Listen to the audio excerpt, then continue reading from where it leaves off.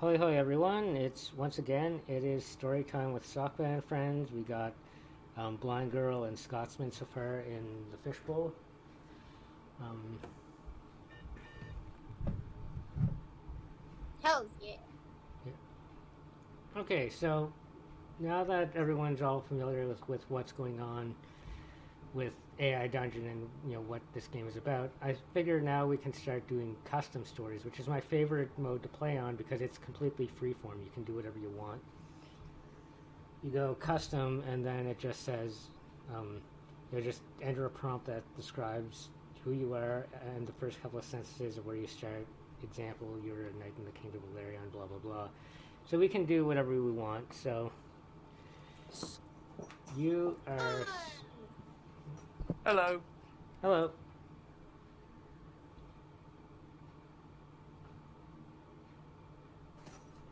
Oh, Adam's killer. Okay. Um, you are Sock. Well, I'm a sock. You are an.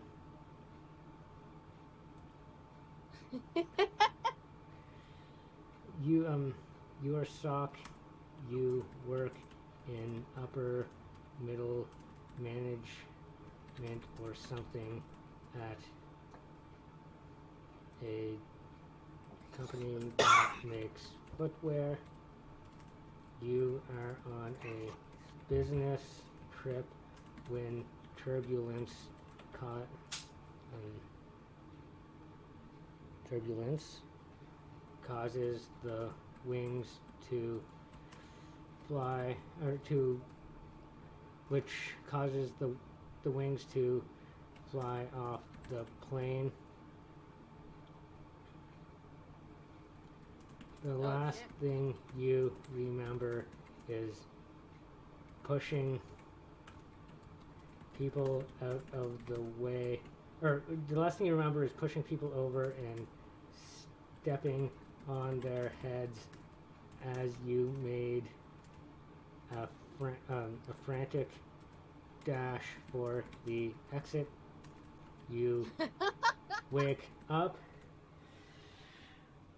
on the beach of a jungle of an unknown jungle island. Various chunks of debris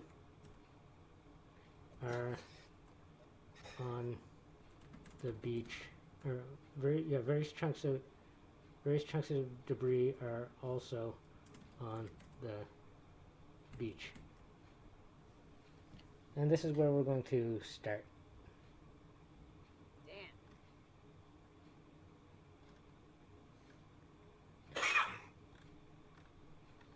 And I think so far the only thing we're going to pin is our name, just so at least let the AI remember our name. Because it will even forget that if you don't pin it. Alright.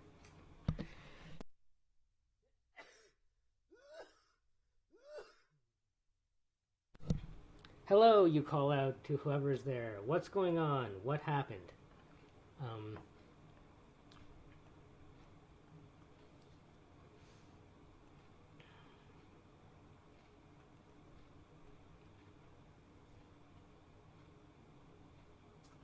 Okay,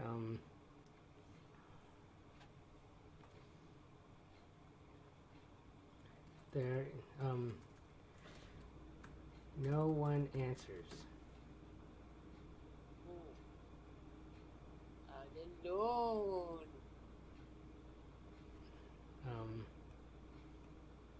Okay, so the AI doesn't know what to do or say in response to that, so we're just gonna move the story along ourselves.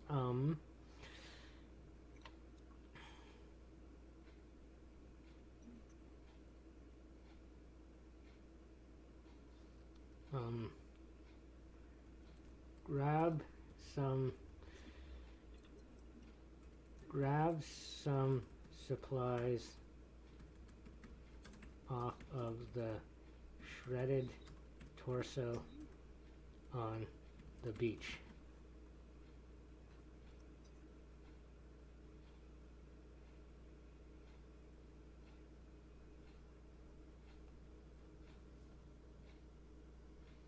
You grab the shirts, trousers, shoes, and belt off the torso. There's no wallet, so you take your room card instead, and then use the phone in the plane to call your wife. Well, that should be our mobile phone,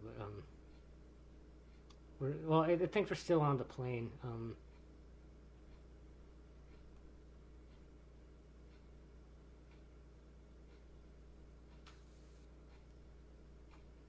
And we obviously don't need our room card, but I mean, we have it. It might come in handy. Who knows? Yeah, you use your phone to call your wife. Guess we're calling our. Arms killer, you go from virgin to spouse. How do you feel, What? bud? Whose? I don't know if Arms Killer wants to be my wife. Yeah, I don't think that's how that works. So I'm thinking of that. Well, you're calling a wife, so I mean. Hi, honey. I'm looting a corpse.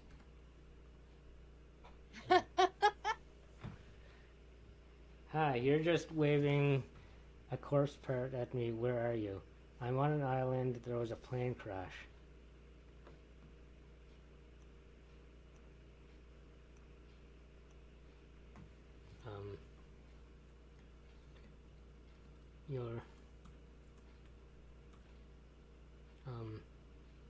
Your wife replies, if you don't come home, I still inherit your estate, right?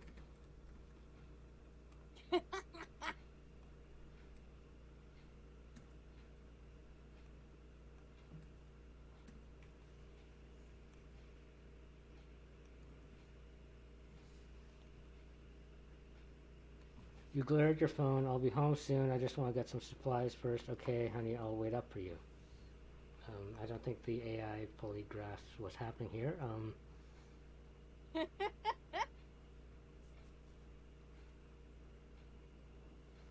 I'm sure woman is so nice. Well,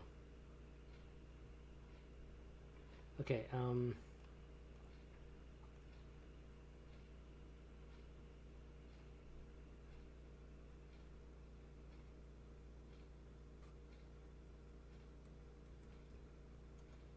Or Sockbat, your woman is so nice.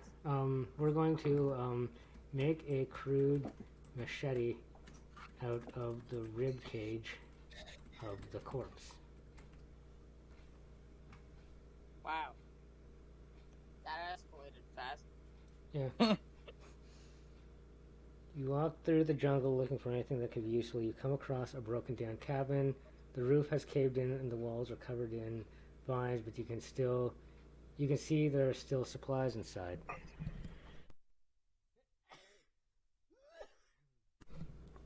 I mean, who lives out here? Like, Green Thunder. yeah.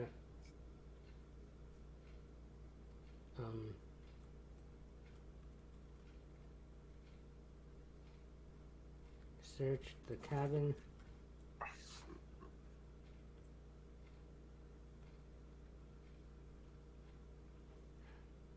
You carefully turn the rubble out of the way and search for supplies inside. You find various tins and bottles of food, some tools, a flashlight, cloth and rope, and what looks to be a first aid kit.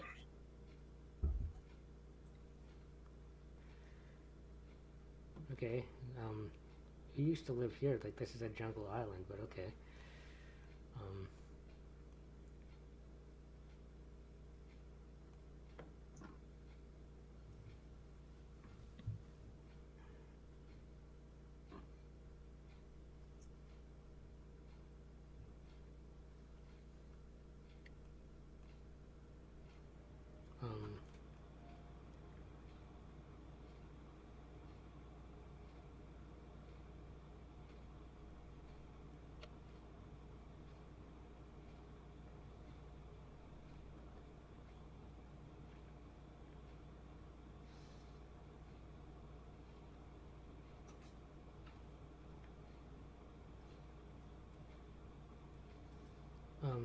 how about this? We sleep in the cabin for the night.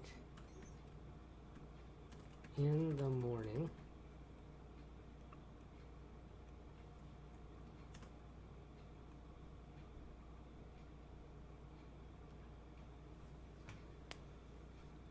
you set off again. You come across a river running through the island.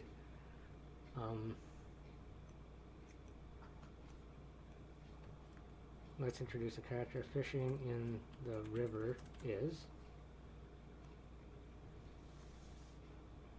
a large, lithesome man with long black hair. He smiles at you and gestures you to come to the water's edge. You notice he's wearing a bright red Speedo. Interesting.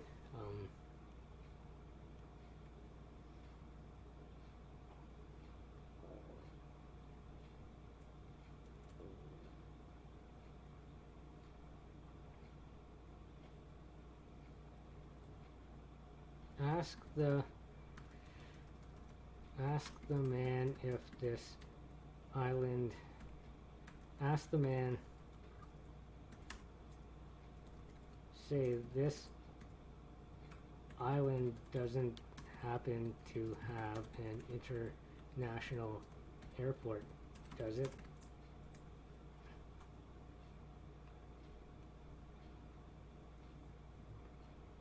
The man smiles at you and replies, no, it doesn't. He then goes on to explain that there's a way off the island apart from the river. Okay, let's see where this goes. You will either have to make it to the ocean or die here. He goes on to say that there are many large and dangerous animals in the jungle that will also kill you if you are unprepared.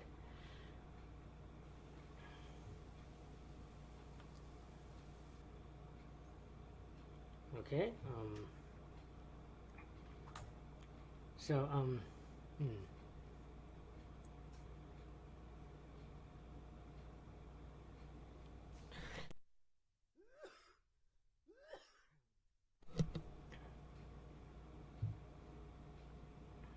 that's useful advice. I mean, we just came from the ocean, but I guess we need a boat or something.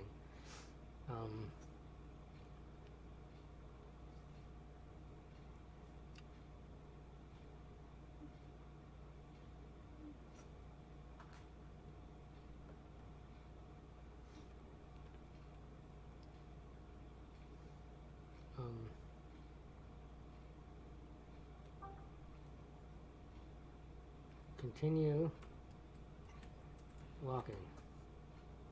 Hello, Green. Hey, Green. What up? Oh, not a whole lot. I'm still waiting for this, for something to happen that's an obvious, story arc. Right now, I crash landed on a deserted island, and we ran into a guy in a Speedo who was fishing. And okay, you come across the cabin. We open the door. You find a note on the table. It reads, "You are a very lucky man. Come and sit down. I will tell you your fate." Ooh. Vague.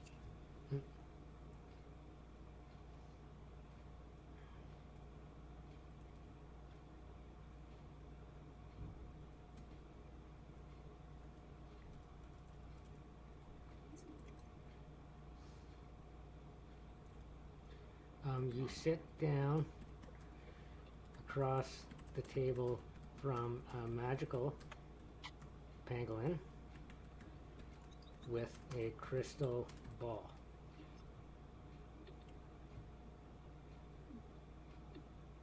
Green's going to tell us our future. When you look into the ball, you see your future. You see a girl called Evie who is a professional photographer and is dating a hedge fund manager.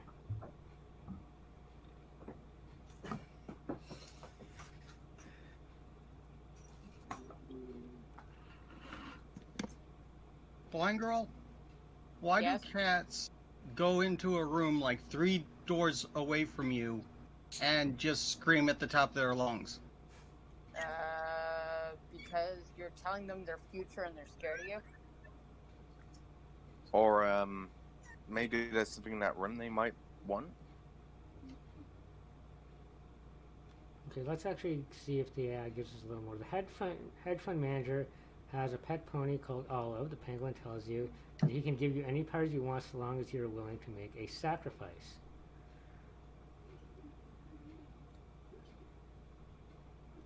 I cut off my right pinky to gain $1 million. We're going to say, what do I need to do?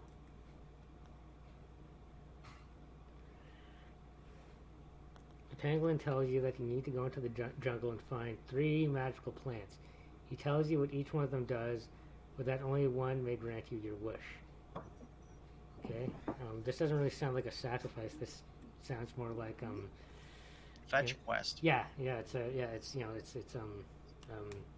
a scavenger hunt, but okay,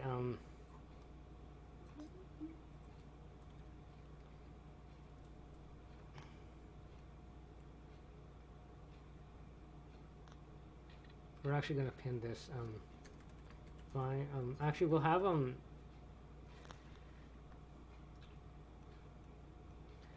we'll have the AI tell us what those plants are. The names of the 3 magical plants are.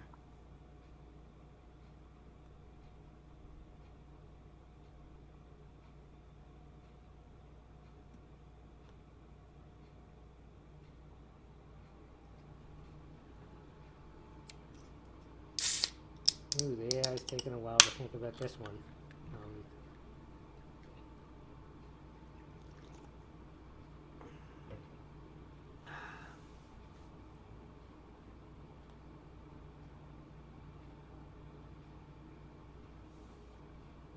Uh-oh, is it frozen? Oh, failed to fetch. Let's try it again. Mushroom of Antipathy will make all people dislike you. Potion of Love will make everyone love you. Potion of Death will kill you and everyone around you. Those are... I thought we were looking for plants, not potions, but okay. Well, we can we could change that. We could make it the Lilac of Love and the Daisy of Death. There we go.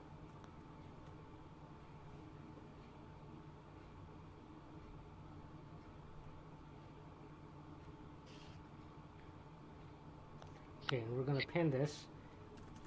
You must find 3 magic plants and bring them back to the magical pangolin. They are, and we'll just copy this.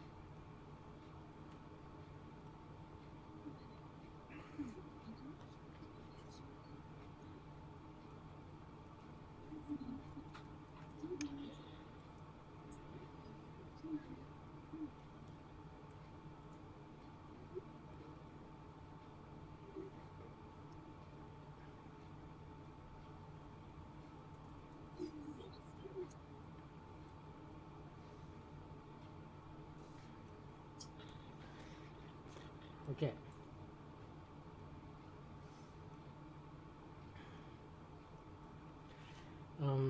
Agree to the pangolin's conditions and depart into the woods.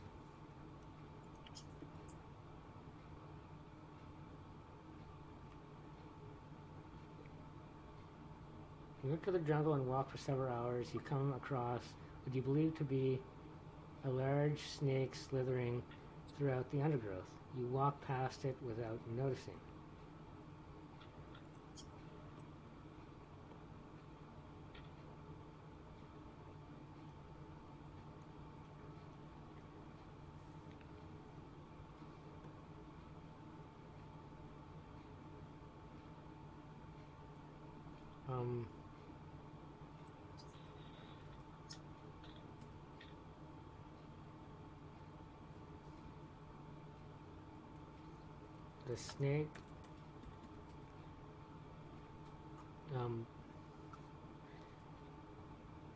The snake looks at you.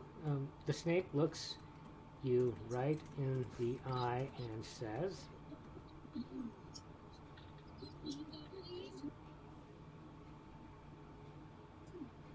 "Hi, I'm not dangerous, just confused. Have you seen my unicorn? We were supposed to meet for a date in the woods near where the plane crashed, but I can't seem to find him."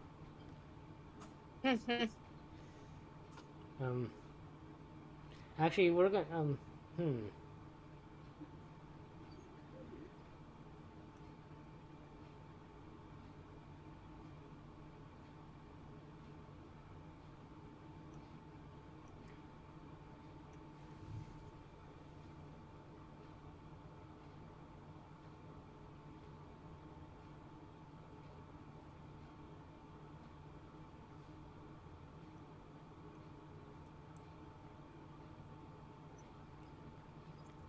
she explains that,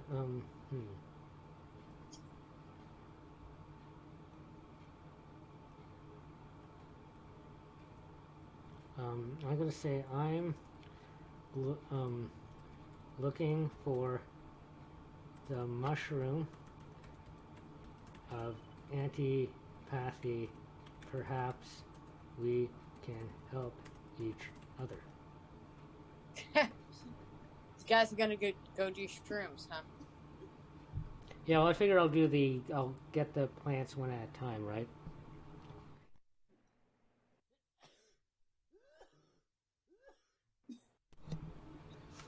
Alright, so the mushroom of antipathy. Perhaps we can help each other.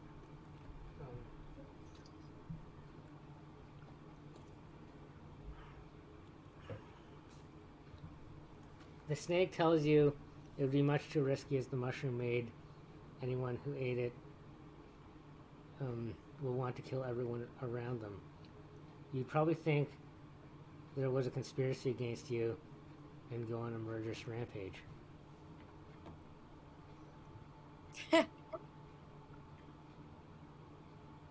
Alright, a murderous rampage. That sounds like Okay, so much it turns fun. you into a raving conspiracy theorist and you think that the government is out to get you. I don't know. Wow, there are people out there that are like that without the mushrooms. Yeah.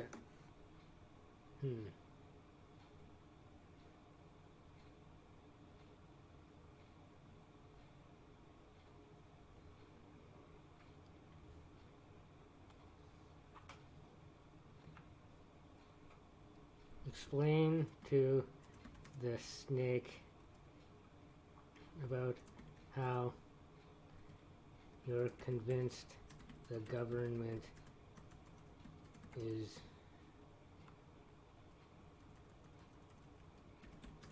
spying on you and how there's a mysterious van outside your house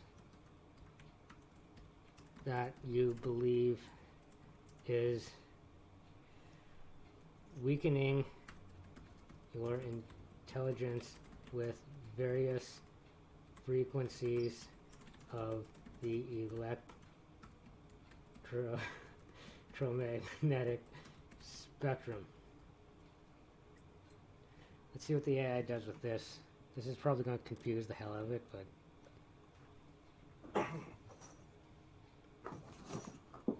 the snake is very interested to hear this and tells you he knows exactly where to find the mushroom.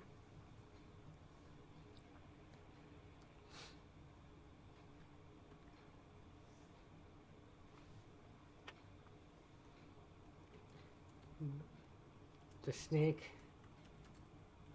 promises to show you where the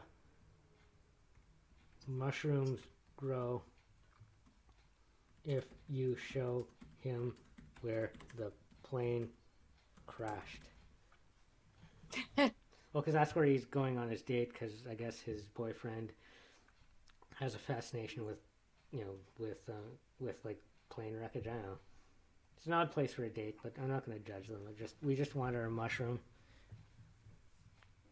He then slithers away into the undergrowth. You follow the snake, and after a few moments, you reach the crash site, although mangled by wild animals, it is obvious where the plane hit. I thought we were showing him the crash. I thought we were showing him the crash site, but anyway, whatever.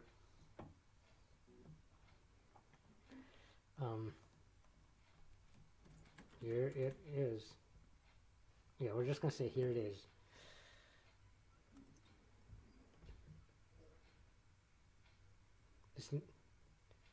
How's the AI doing? Let's mind-blowingly well. Why not? The snake turns and heads towards you. He moves very slowly and painfully. You can see numerous slices into leathery skin type, and you know that he has been poisoned.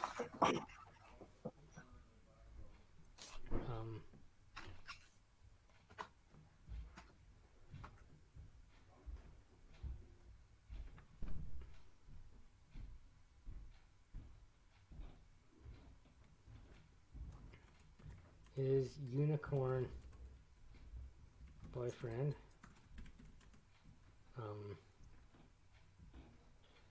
has a jealous ex-lover who poisoned him.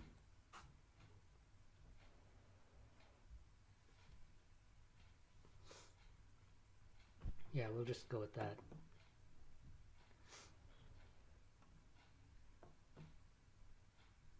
You tell him that you'll help him find the antidote if he takes you to the mushroom patch.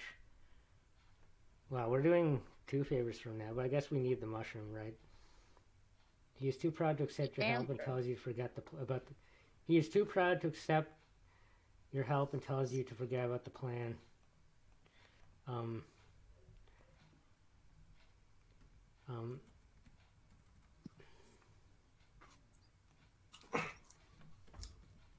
Hopefully, we're going to say hopefully you're not too proud to at least tell us where the mushrooms grow, right? Or yeah, hopefully you're not too proud to at least tell us where the mushrooms grow. Yeah, man. Need to know about the mushrooms, damn it. The snake looks at you painfully and tells you they're in a cave not far from the wreckage.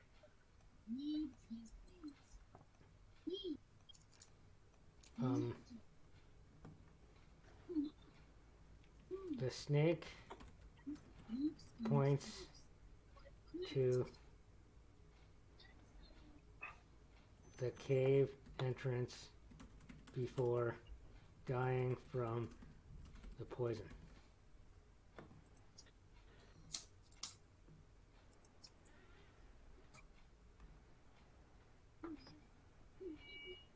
You walk over to the cave, which looks unclimbable.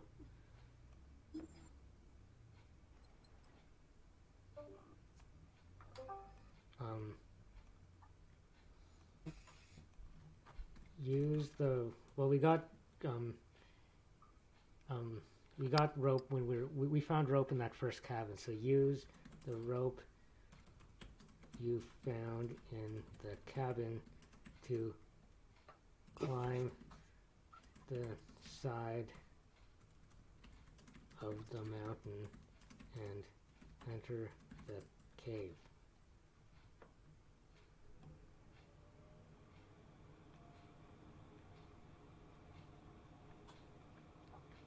The rope breaks away in the first attempt. You curse yourself for not paying more attention in nature class. Your efforts are soon put to further test when a large eagle swoops down and carries off one of your legs.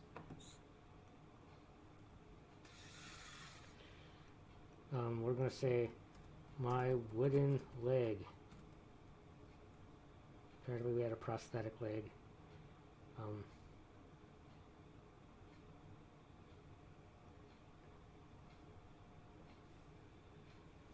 It's true what they say, revenge is a bitch. The eagle is so surprised that he drops your leg, only to fly up to a higher perch and start pecking at you until you drop down dead. Well, that doesn't. First of all, that doesn't make any sense. If he's flying up higher, how can he peck us? But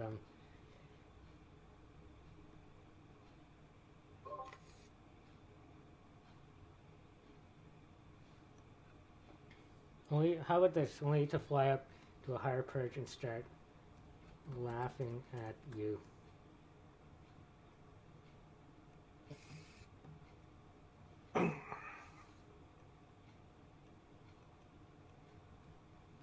Too bad you don't have wings, one leg. He laughs. You'd be able to fly up to the cave.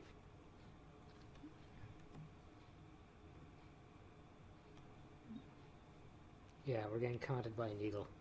Even without your leg, you can see that the cave is very difficult to access. After some more climbing, which again results in the rope breaking, you reach the cave's entrance somehow. Okay. I don't get the logic behind that, but okay.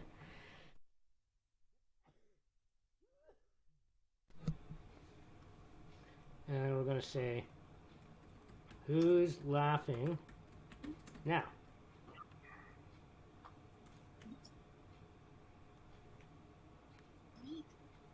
You enter the cave, which quickly becomes dark. You find several large boulders on the ground, which block any further entry. Turn on your flashlight, because we got a flashlight.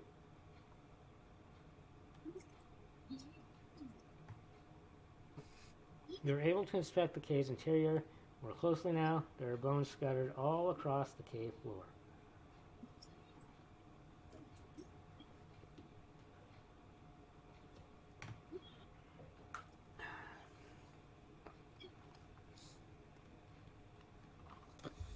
Okay, so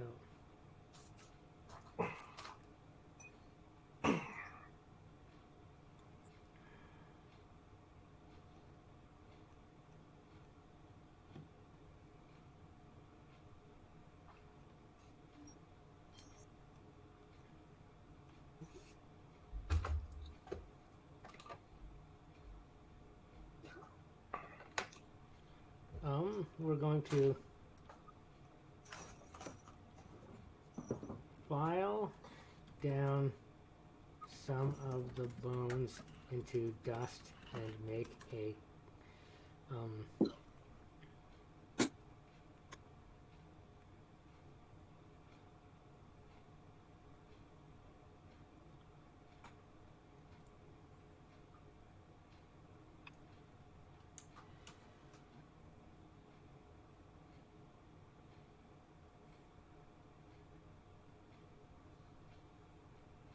We should totally make Arms Color a random clone that refuses to die.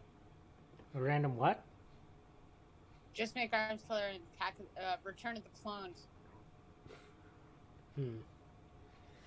Well, first we gotta figure out how to get killed these. all his buddies. Yeah. First we gotta figure out how to get these boulders out of the way.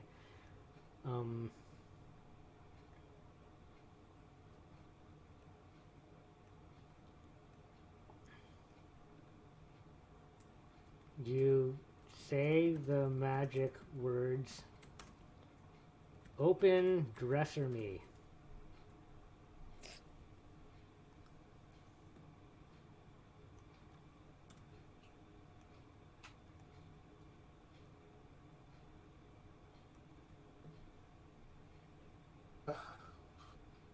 A rusted dresser materializes from the wall of the cave. You open the top drawer and find a gold watch, which you take for yourself.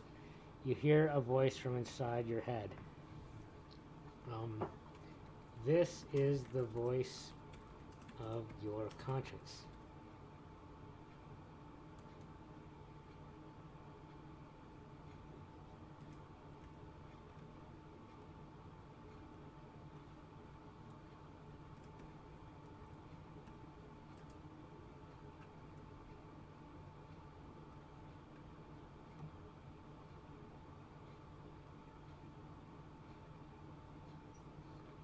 It says, I was a gift from the goblins. Conscience, can you hear me, you ask? Of course, I'm always here if you listen closely enough. So it's not our conscience, it's, there's a voice that we got from the gold watch that's a gift from the goblins called conscience. Okay, this is Interesting.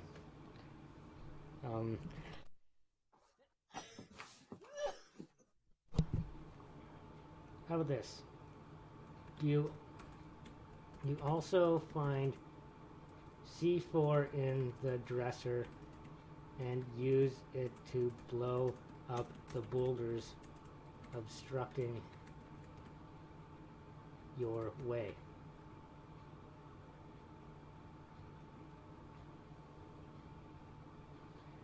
Once outside, you find that the snake has survived.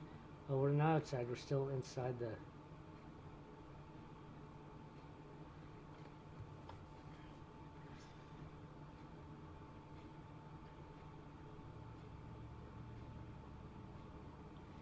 Yeah, we might hold on to that for later, but yeah, we're going to re-roll that because we're not outside. You continue, there we go. You continue your journey through the cave and find more bones. You then shine your flashlight on a large painting on the cave wall. It shows a massive amount of people packed into an airplane. Okay.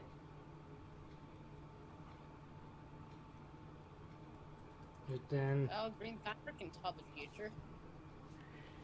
It then shows...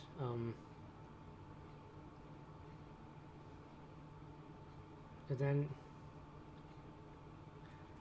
the painting next to it depicts the plane crashing in the exact manner that the plane you were on crashed.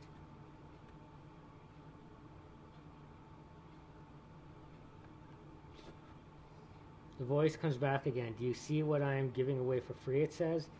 It doesn't take a genius to realize the moral of this painting.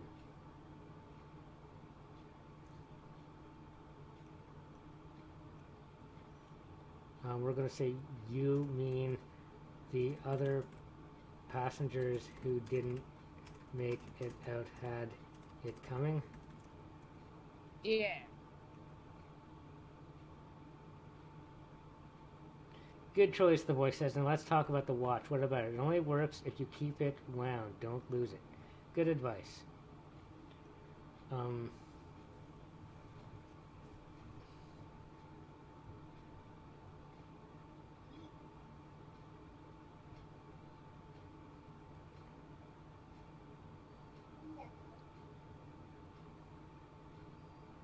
Okay, so,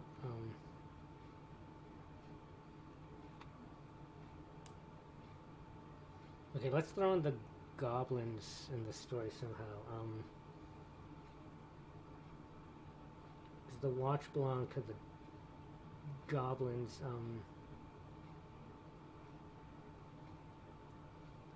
You reach the mushroom patch. It is in a village of goblins.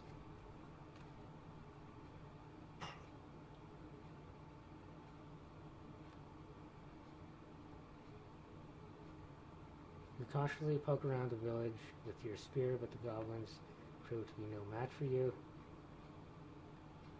You find 3 kinds of mushrooms, healthful... Oh, okay, so... So the goblins prove to be no match for you. It's weird because we're like a one-legged businessman. And technically we have a machete, so... But, yeah, we'll just...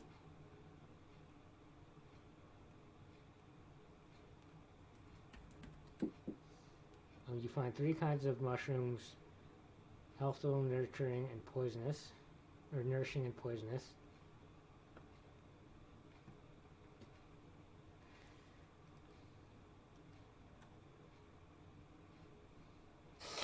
Okay, what's the name of that? Good job, Scott. Mushroom of antipathy. Okay. You then find the one you came here for, the mushroom of antipathy.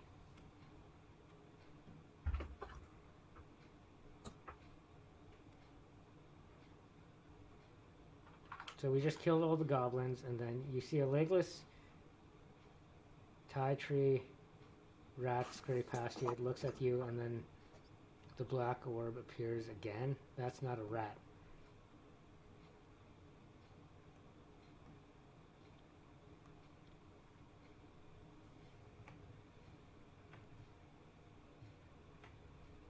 Yeah, Oh, hello, hey, Asian. Mom.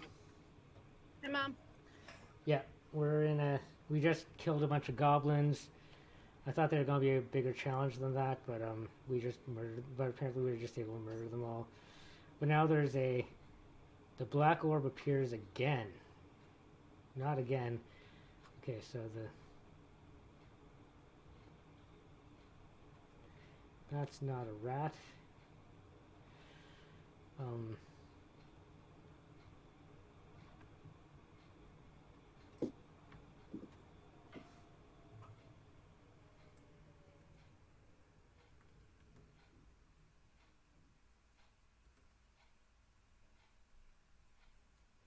That's a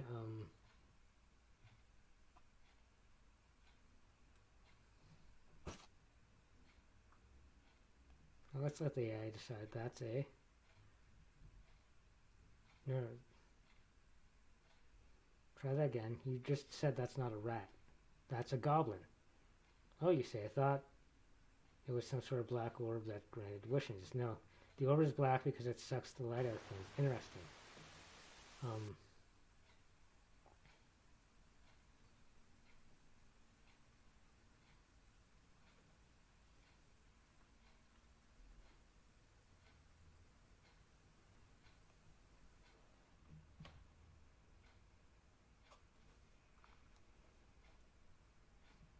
So we mistook a rat for a goblin. Okay.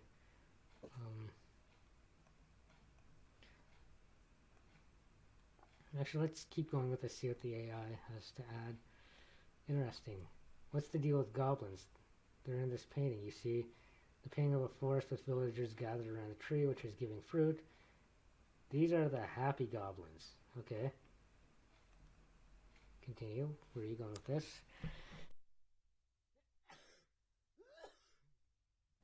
You're not in this painting, or you're in another one. That village has been in the painting for centuries. The goblins have been gathering around the tree so that they may continue to live in this painting forever.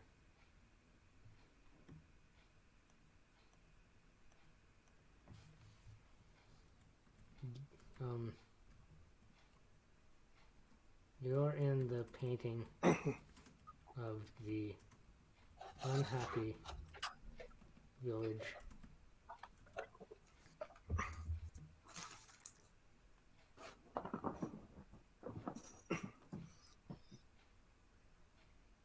Steam The doesn't goblins have consider been coming to Scotland this a painting for country. decades in order to raid the village.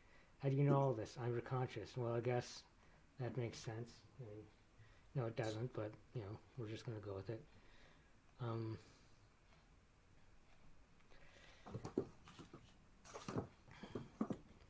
The goblin's black orb sucks up the light from your flashlight and the cave goes pitch black.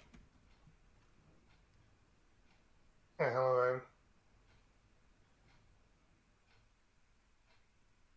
Oh, hey, yeah, she's cleaning her kitchen while listening to the story. Cool.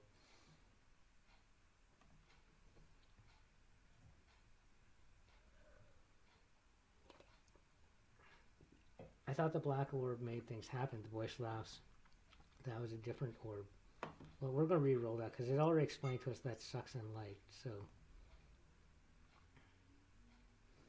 do the goblins also use this cave, you ask out loud? Of course not. They can't pass through the... That doesn't make sense because we just killed a village of... Like, we've established we're in a village of goblins. Try again. Okay. You have been to this cave before. I have years ago. The Goblin Council has decided to send a large number of...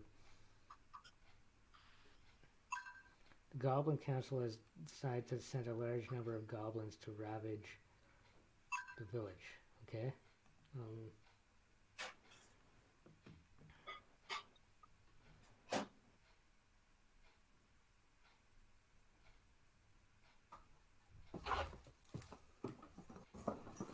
Wait, so that okay.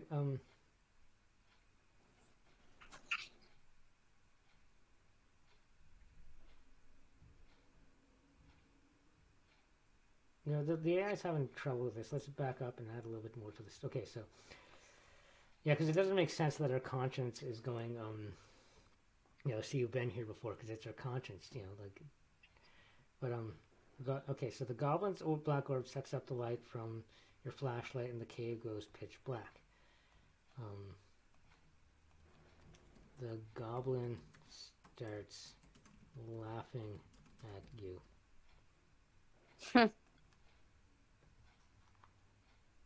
You can't see me because I'm black, the goblin laughs. I'm going to eat you. You turn around and find your way out of the cave using your phone's light. Well, we're not leaving the cave yet. We need the mushroom, so...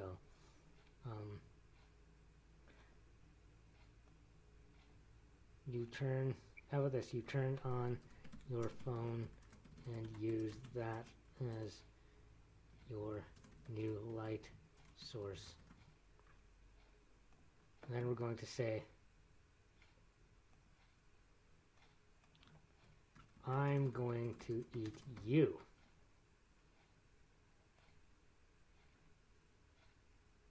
Just as the goblin predicted, you cannot see the goblin. You don't know that you're eating him. You inhale the goblin shortly after. Okay, let's try that again. I'm your conscience. What? I'm your conscience. I'll give you tips and advice that you may avoid making the same mistakes. Okay.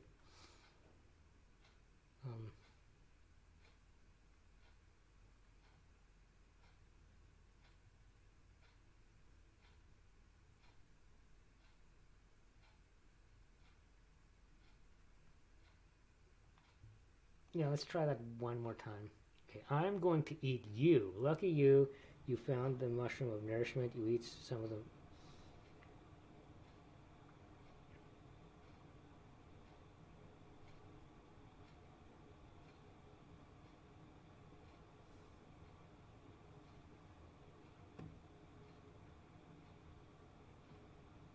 Now let's restore that last one actually instead. Just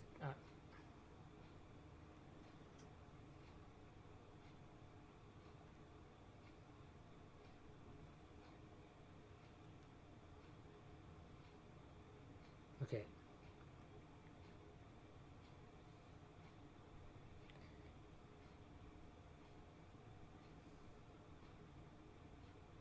Okay, we're gonna have, you know, just you say I'm going to eat you. I'm your conscience. What? Don't eat the goblins. They are not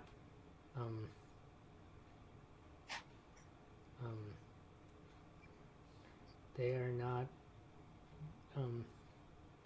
don't eat the goblins. It is very unhealthy.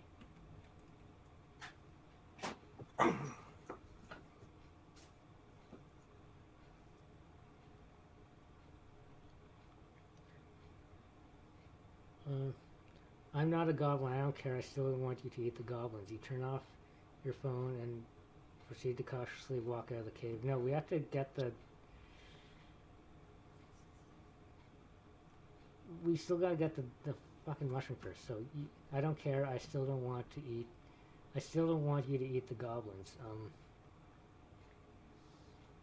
We're gonna say... You were silent when I pushed that old lady over on the plane.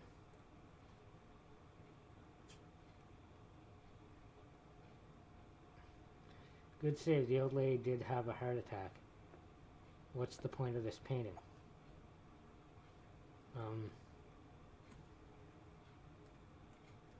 It's what's the point of this? It's trying to tell you that you are a dick.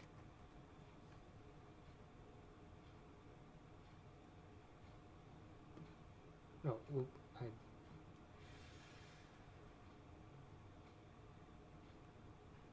did that wrong. I should have went. It's trying to tell you that you are a dick.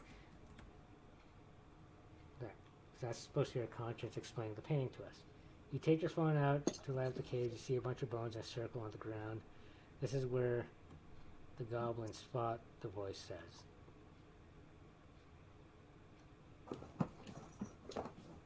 And we're going to say, I know, that was like 10 minutes ago. You might want to pull some more people into your story there, Sockbat. Okay.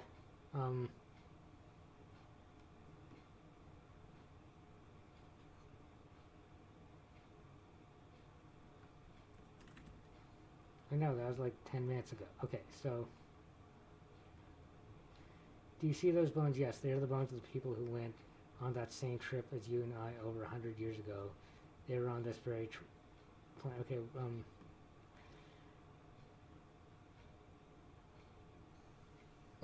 100 years ago, how old are the people in the game?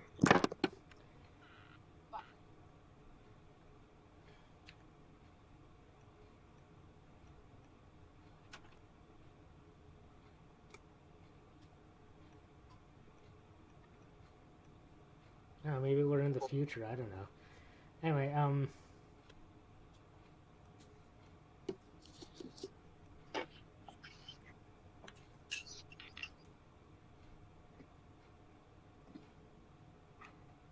Question stuff again. those are the people who went on the same trip as you and I over 100 years ago. They were on this very plane. Their spirits still haunt these caves.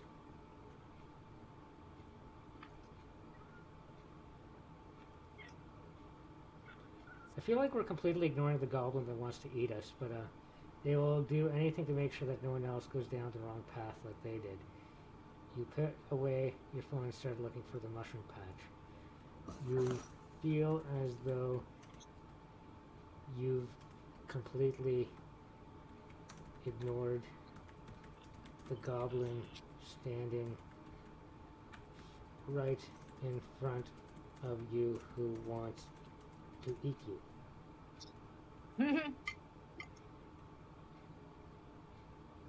Just remind the AI that there's, priorities. Hey, what's your name, you ask? Nathaniel. The goblin's name is Nathaniel. Well, I'm glad you're enjoying yourself, but I got a mushroom to find.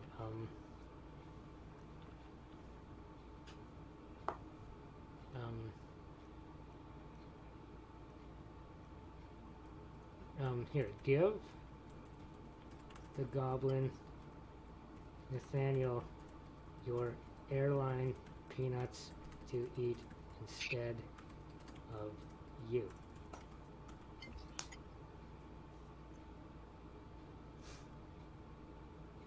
That's one way to do it.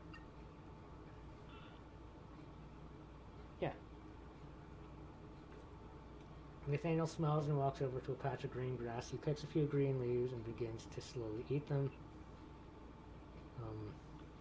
Okay. Thanks for the food, but I really have to go now.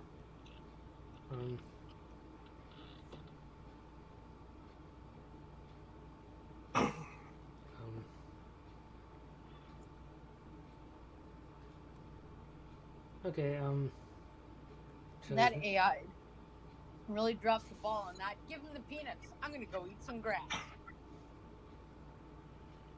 yeah. Okay, well, anyway, I guess that's wrap itself up. Anyway, so now, pick the mushroom of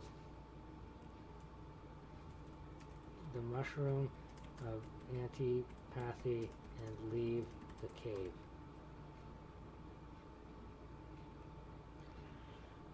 Which is the whole reason why we came here. You pick the mushroom, put in your bag, and start running along the cave walls to make sure you don't lose it. You run for a few seconds and then trip over a rock.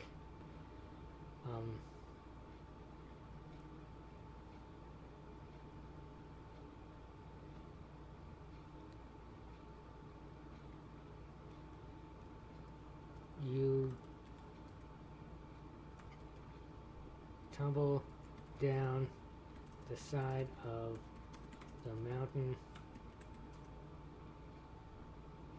only to have your fall broken by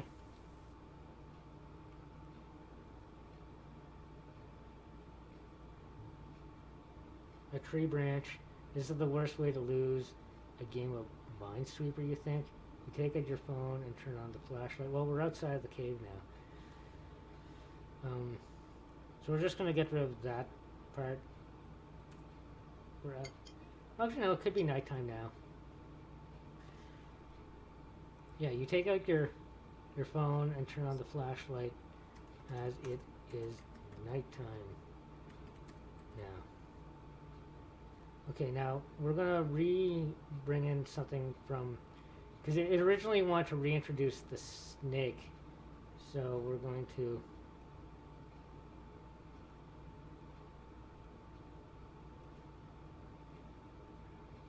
once outside you find that the snake has survived. Thank you, mortal, he hisses. I was poisoned by that maniac. He stops to gurgle and spit before continuing. Okay, where was it gonna go with this? Oh, wait, what?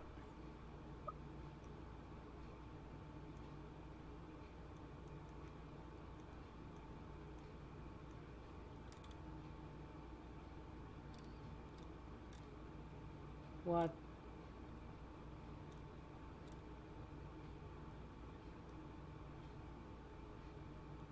Oh, it put it up there for some reason. Okay.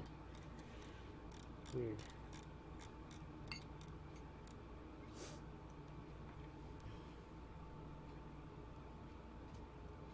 Okay, we want... Yeah, it placed it...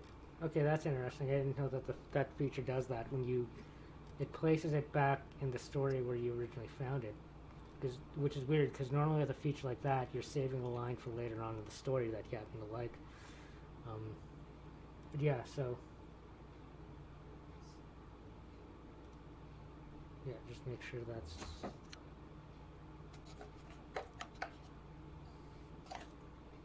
Okay, anyway, so we're gonna... Okay, so so we take out our phone, turn on the flashlights. Nighttime now. Once outside, you find the snake has survived. Thank you, mortal, he hisses. I was poisoned by that maniac. He stops to gurgle before and spit before continuing.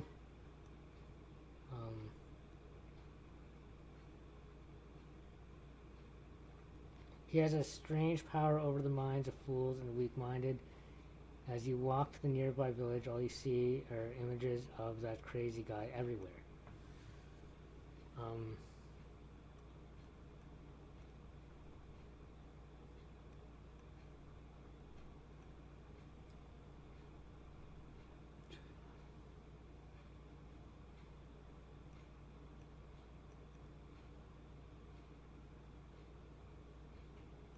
Let's introduce the unicorn.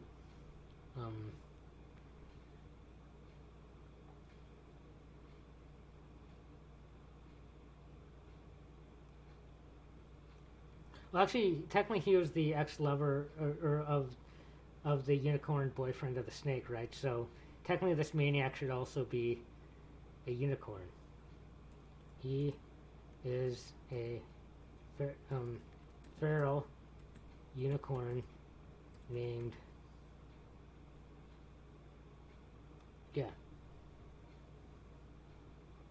Dancer. You reach the base of the mountain. A group of dwarves stops you. What do you want? One asks rudely.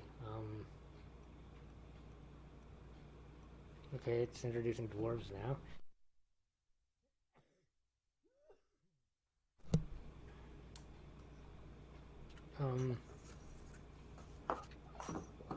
Thought we were headed for I thought we were walking for a village. Maybe the village is at the base of the mountain. But anyway. We're going to say...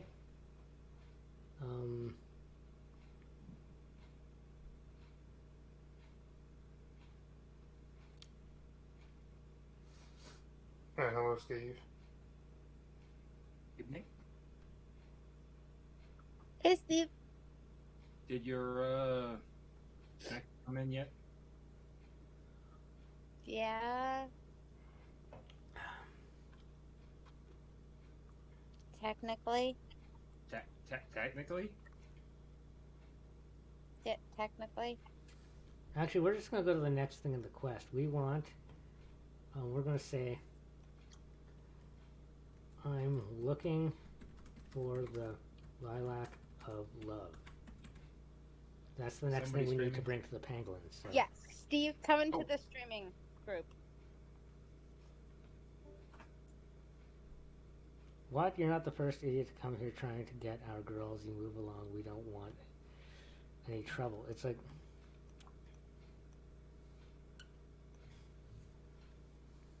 Oh, wait, what? Oh. You say, I'm looking for the lilac of love. He laughs and shows you a crossbow. What? You're not the first idiot to come here trying to get our girls. You move along, but don't want any trouble.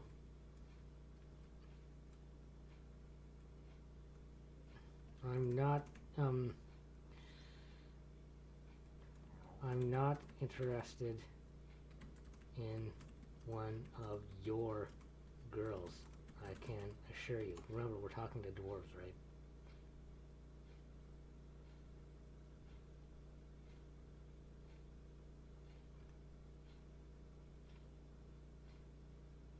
Then why do you come?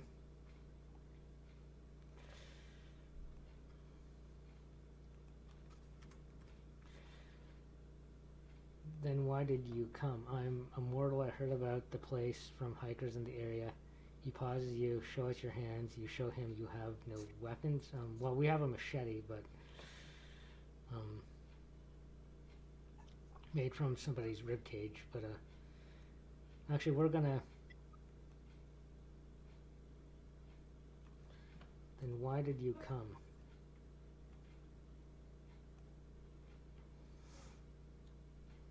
We're gonna explain.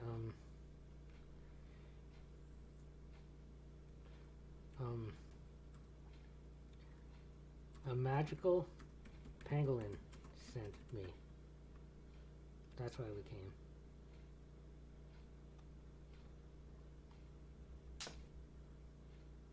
Did he now? Well, that's more than can be said for you. He takes out his phone and makes a call. Okay, so the dwarves have phones. Well, I guess if we have phones, if phones exist in this world, in this universe, there's no reason why dwarves wouldn't have them. I mean, it's amazing we can get reception out on this deserted island. Maybe the dwarves have a cell phone tower. I don't know. It could be a satellite phone. Yeah.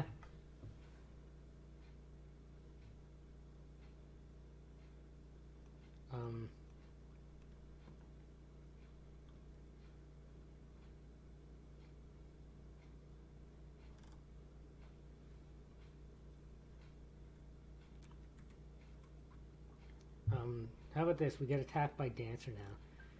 Suddenly, the feral unicorn Dancer, before he can even say anything, the feral unicorn Dancer swoops down and pounces him into the ground.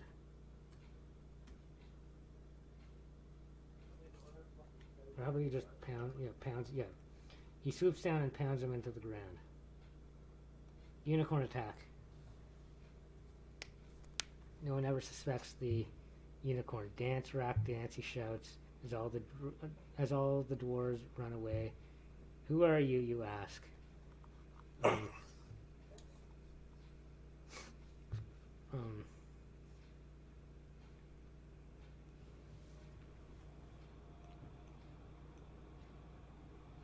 Actually, we'll just let the unicorn answer. Dance, rock, dance, he shouts as all the dwarves are. Alright, who are you, you ask? Ringleader, Gruzik, we don't need any more. No, you're Dancer. We've already established that. So let's try that again. Does it matter? He replies before smiling and flying away. You should go now. Why?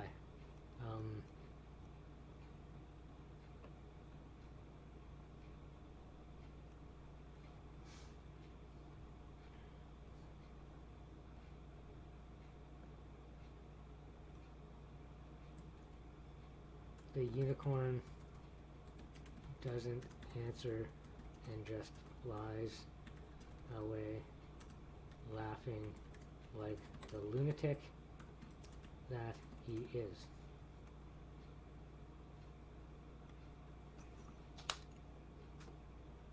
You walk into the village and are met by the mayor, who's standing outside his office.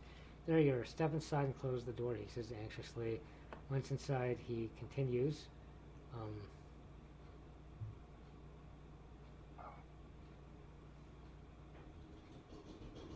Okay,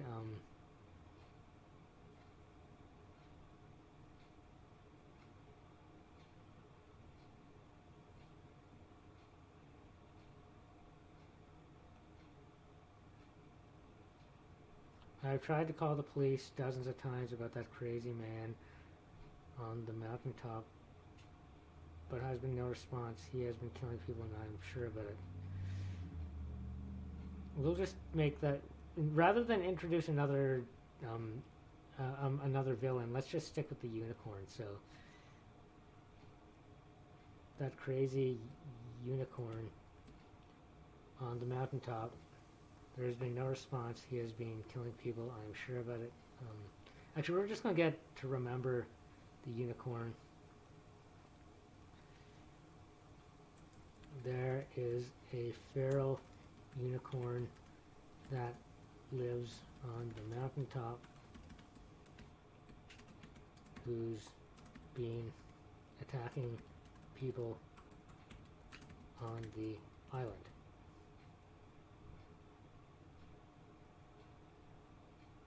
Actually, a feral unicorn named Dancer that lives on the mountain. Okay, so we gotta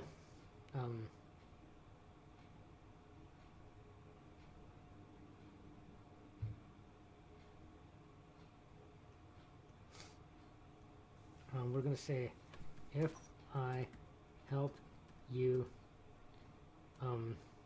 stop Dancer, will you give me the lilac of love?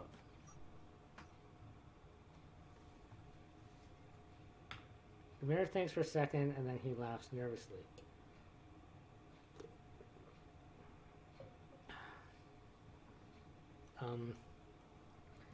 Remind the mayor about his dead dwarven police chief.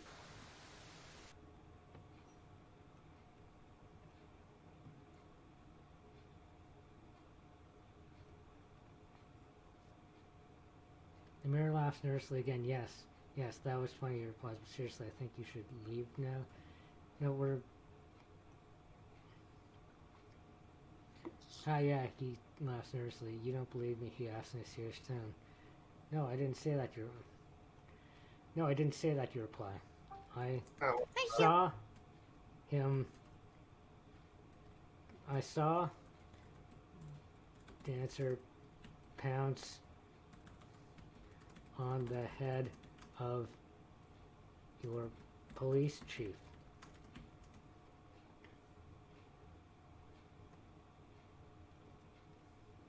He drove him into the cobblestone walkway. There's like blood. There's like blood everywhere. That's sanitary.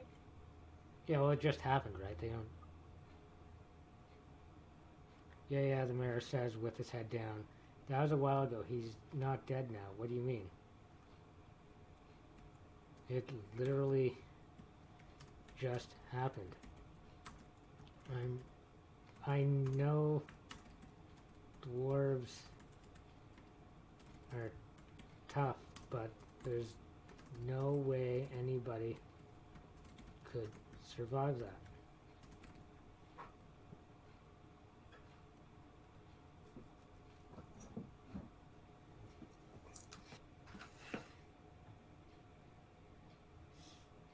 Steve says needs fire, blood and fire.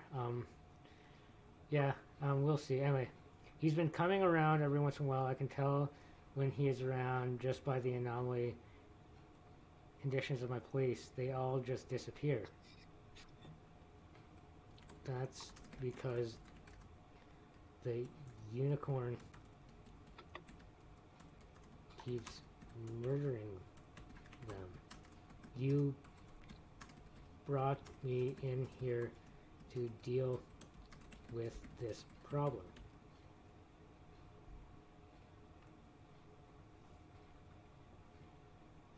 We don't want to cause trouble, you know. The only people allowed on this island are those that have been deemed acceptable by the government. Let's re-roll that.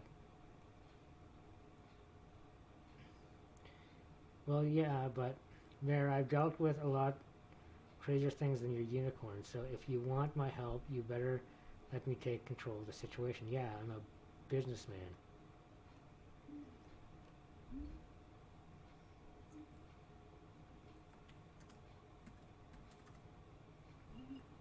Say, yeah, I'm a businessman. Actually,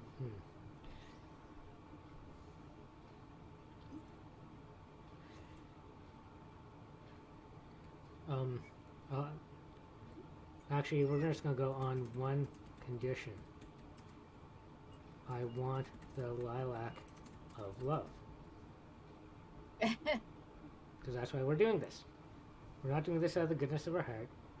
The mayor takes out purple bottle and gives it to you. This is... Take this. It's the only thing I can offer you as thanks for my help.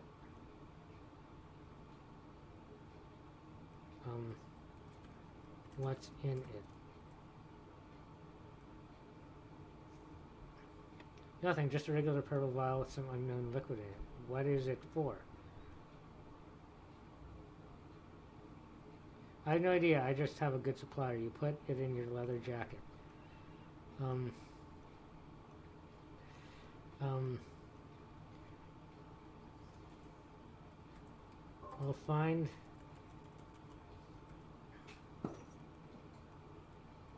I'll find...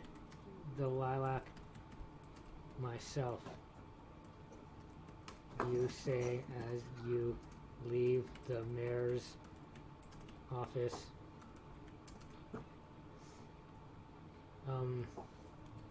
Maintenance or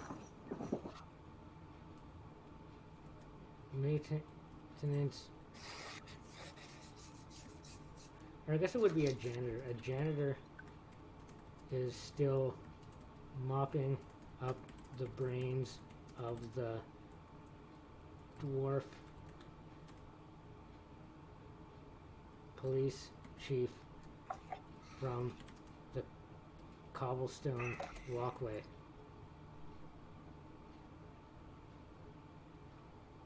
Yeah.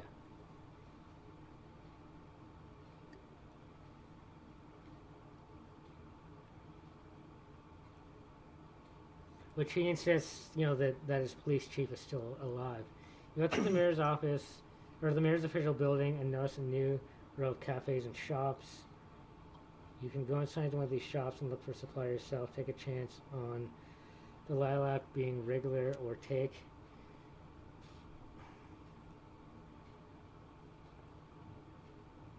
The mayor's advice, and just ask the owner where he can get the best lilac in the city. Also, there's the underground. You could go there and look for a dwarf.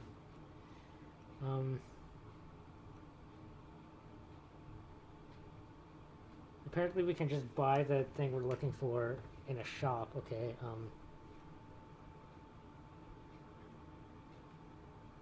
Walk into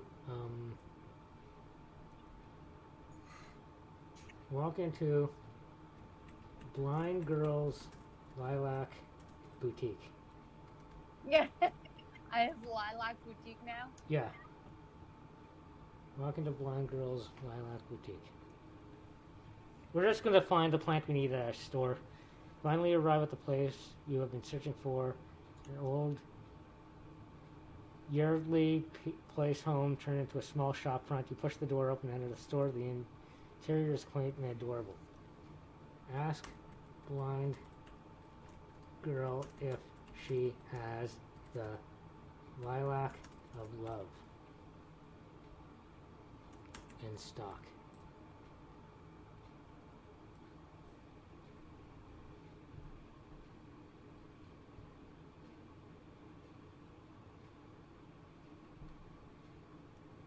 Oh.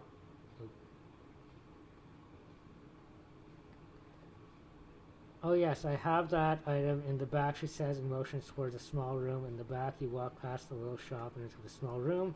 On a table in the middle of the room is a single shop. You walk over to the shop and pick it up. Hand, blind girl, fistful of bills.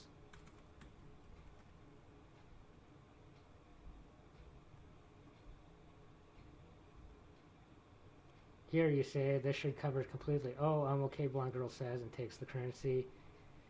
Do you have any other lilacs? Actually, we're not looking for any other lilacs. We want that specific one to bring back to the pangolin. Okay.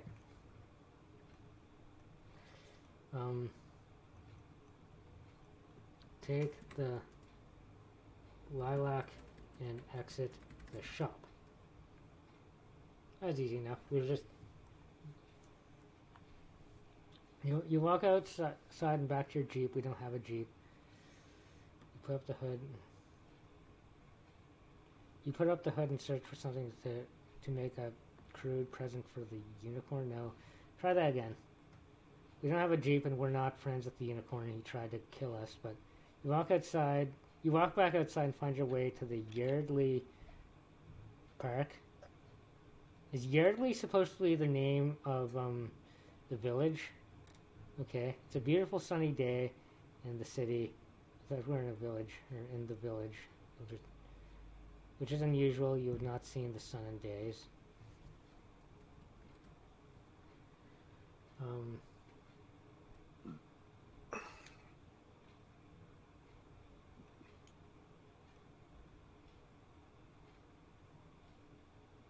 Yeah, so we have the mushroom that makes people dislike us, the lilac which makes people love us, which should cancel each other out.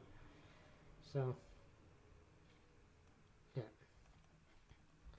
You now have the mushroom that makes everyone hate you and the lilac that makes everyone love you, and so the two cancel each other out. However, because you are still a terrible person, people still kind of dislike you.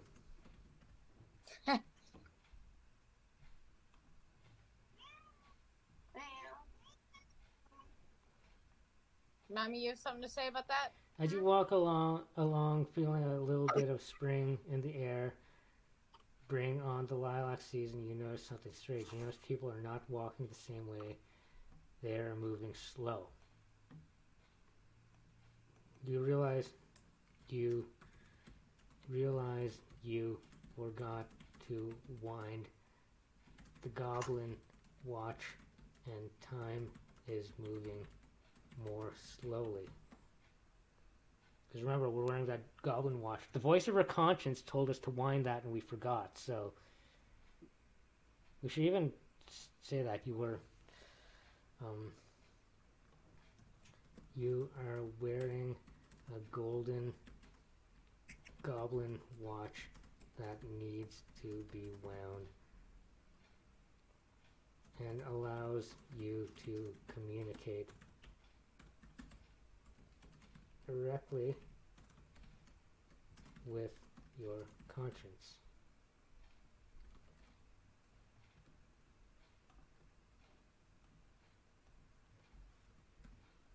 Yeah, just have the eye remember that. Anyway, so you realize you forgot to wind the goblin watch, and time is moving more slowly.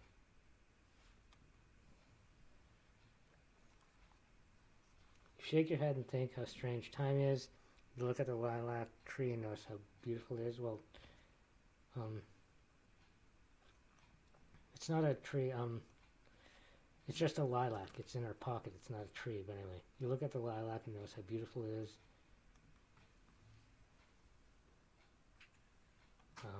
You look at the mushroom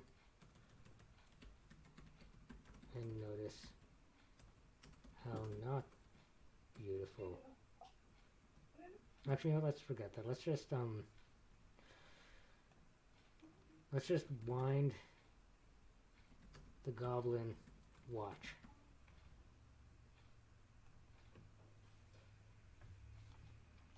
You walk over to the kiosk and notice that the hours have turned into decades. Okay. You curse yourself for being so stupid and pull the goblin watch and set the time to the correct hour. Okay, so the hours have turned into decades. Okay. You are now... You were in your early 40s. You are now a 70-year-old man.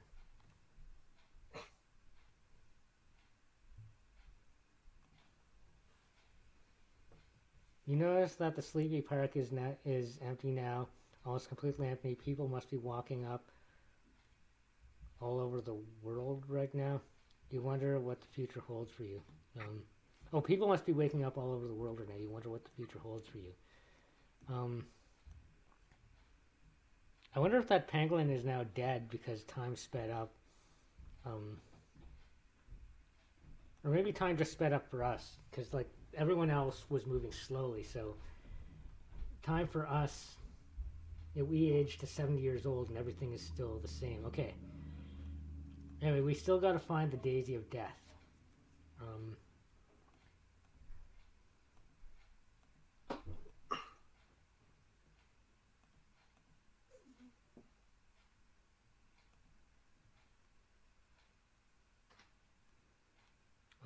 Let's see, how long do pangolins live?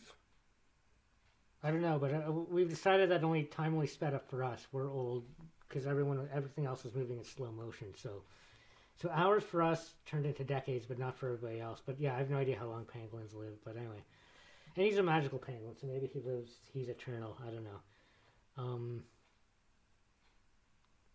Okay, 20 years apparently, so they would have been dead if time. Anyway, for them. I want to think how I want to set up the.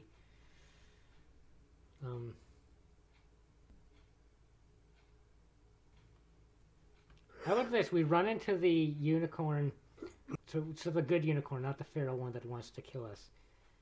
You run into. So Dancer's the not nice one.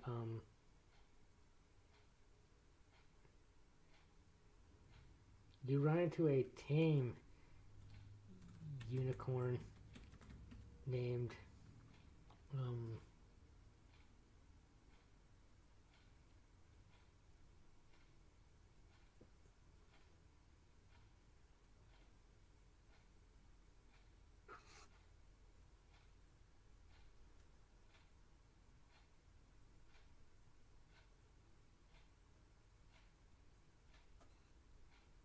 Pep.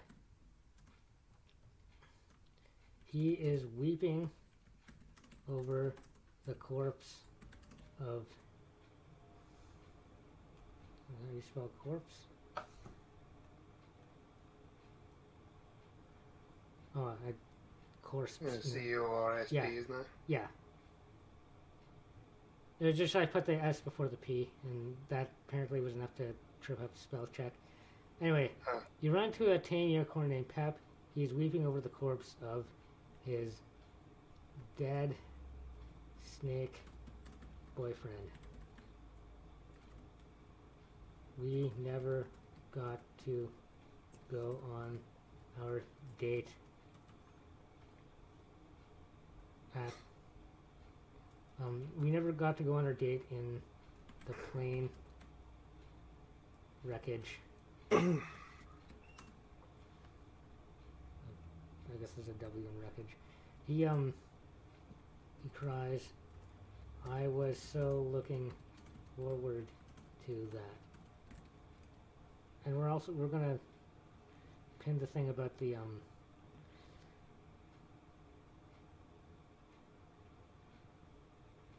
yeah, there's a tame there's a tame unicorn. Why am I capitalizing unicorn? There's a tame unicorn named Pep whose snake boyfriend was murdered by a jealous ex-lover who is a feral unicorn named Dancer that lives on the mountaintop who's been attacking the island. Yeah, we'll have the AI remember that. Okay, so we're just gonna... Oh, come on, you can... There we go. Okay. Sorry, so we run into a tame unicorn named Pep. He is weeping over the corpse of his dead snake boyfriend. We never got to go on our date in the plane wreckage. He cries. I was so looking forward to that. You pat his horn and explain that the future is uncertain and that there are many dangers out there. What is the use of protecting the world if you can't save the ones you love? Well, that's deep, Pep.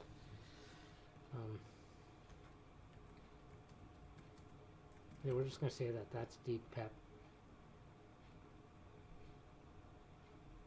You pat his horn and give him some fairy wings in case he changes his mind. It's not your fault, you say. How did we give him fairy wings? Okay.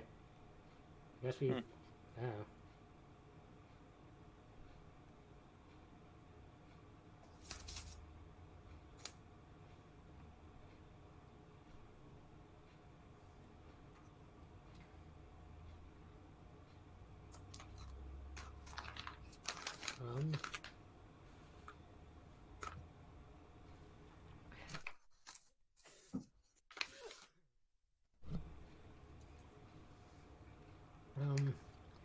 You promptly try to change the subject. Say, you wouldn't... Oh, fuck. I hit enter. Huh. No, I did not want to do that.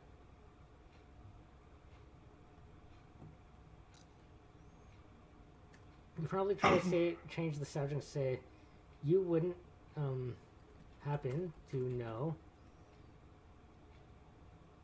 where I could find the daisy of death, would you?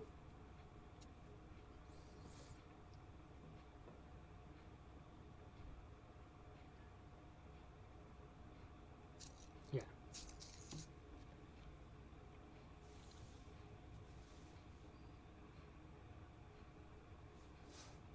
And see what he says. Daisy of death, yeah, you know, the one that kills. So if someone I love dies, they die for good. Okay, that's kind of...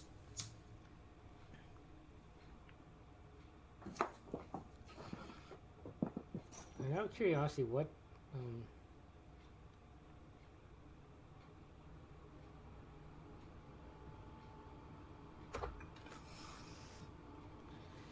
Alright.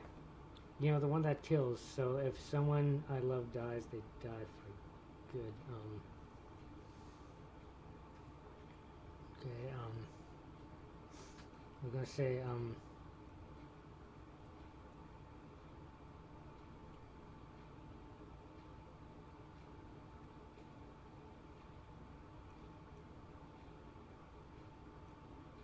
actually, since we're the ones saying that to Pep, we're gonna let Pep answer that. Pep, thanks for reminding. I believe that's over that hill, he points. Oh, it's just over the hill, okay.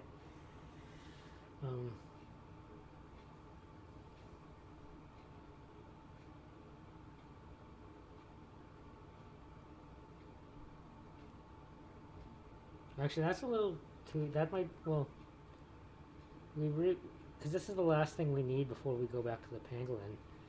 We really want to wrap up the story that soon. We might re-roll it. Yeah, we're going to re-roll that. Pep looked at you blankly. I'm lost again. The one who kills. Oh, you mean the killer's Daisy. You nod. Yep.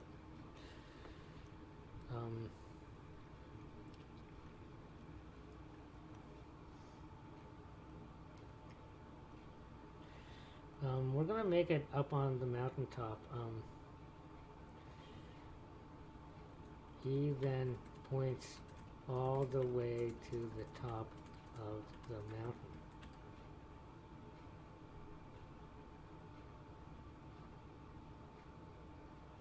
He explains, Dancer used the killer's Daisy to poison my boyfriend. Yeah, we'll just tie it into the story like that. That sounds like a hard way to go, you reply. It was. I almost killed him myself until I realized I had no ill will towards Pony Island. Apparently we're on Pony Island.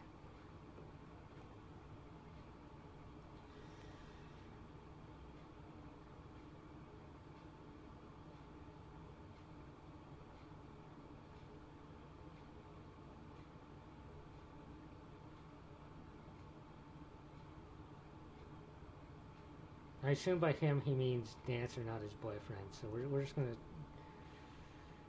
Actually, we'll just. Yeah, I almost killed Dance. I almost killed Dancer myself until I realized he had. Oh, and until I realized he had no ill will toward Pony Island. Yeah, I almost killed Dancer myself until I realized he had no ill will towards Pony Island. Well, he's murdering people. Yeah, we're just gonna say he's murdering people. He killed your boyfriend. He killed that dwarf who was chief of police, which was convenient for us because the dwarf was probably going to shoot us with his crossbow, but we'll just leave that out. He's murdering people. He killed your boyfriend. He killed that dwarf who was chief of police. Pep breaks into tears once again. Unicorns are not murderers.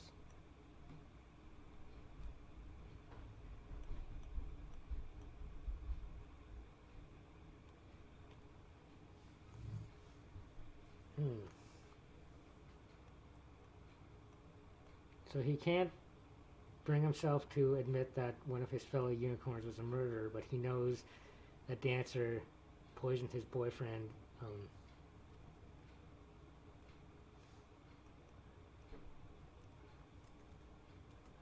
I saw him. I saw him bash the dwarf's skull into the cobblestone. And you even admit you poisoned your boyfriend in a jealous rage.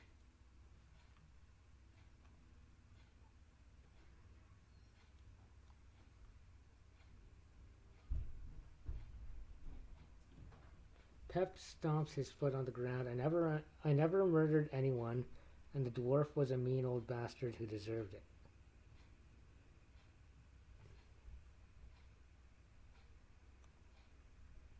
And we'll just say he. He never murdered anyone, and the dwarf was a mean old bastard who deserved it. But he poisoned him, you shout. Yeah, the AI is confused right now because it thinks I'm talking about Pep when I'm talking about Dancer. I saw him. Pep stomps his foot on the ground. He never murdered anyone, and the dwarf was a mean old bastard who deserved it, but he poisoned him, you shout.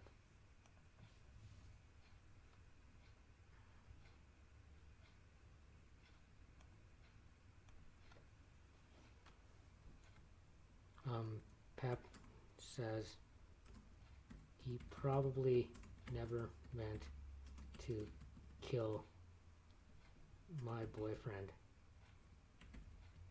He probably just wanted to put a good scare into us. Or into him. Pep says he probably never meant. Yeah, Pep says he probably never meant to kill my boyfriend. He probably just wanted to put a good scare into him.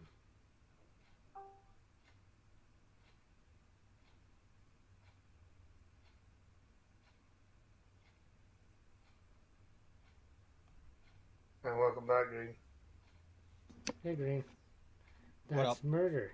No, it's not, he says, and stop calling him a murderer. I'm not calling you a murderer. I'm calling Dancer a murderer.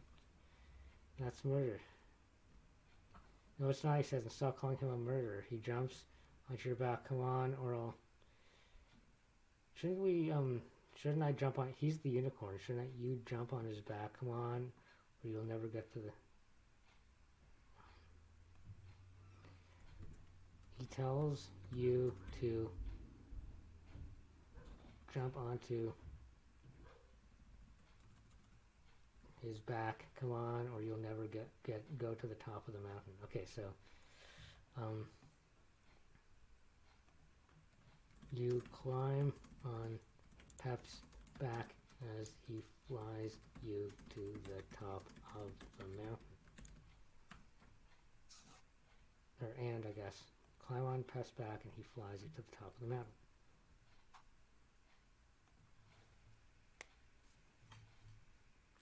There you shout to Dancer that he better come out and face you because you're going to kill him. You and Pep ride back down the mountain and then jump off it and fly away over the... No, we're not flying away over the ocean. We gotta...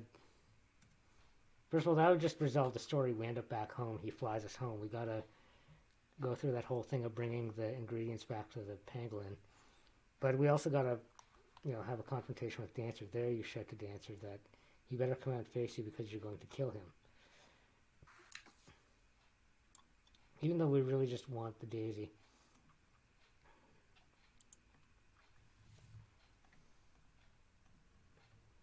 Actually, yeah, we'll just say that, or you can just give me the daisy. I really don't care about the murders that much.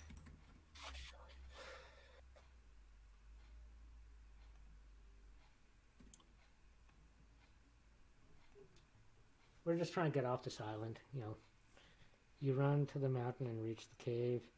You get down on one knee and say,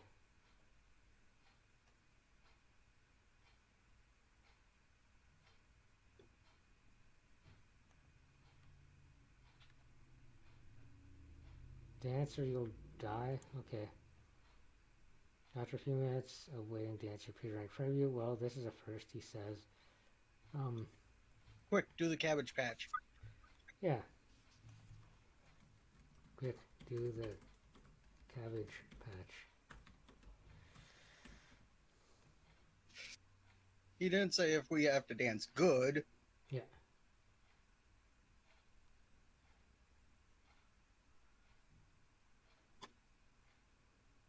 I think we're telling him to dance. Dance or you'll die. Which is weird, but I mean his name is Dancer, but we're just gonna say quick do the cabbage patch. You pull out the goblin watch. It's time for your choice. I'm offering you a chance to dance or you die. Haha, Dancer laughs. Apparently we're dancing for the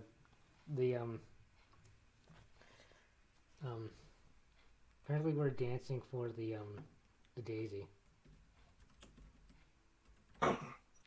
Yeah, best dancer gets the daisy. Deal?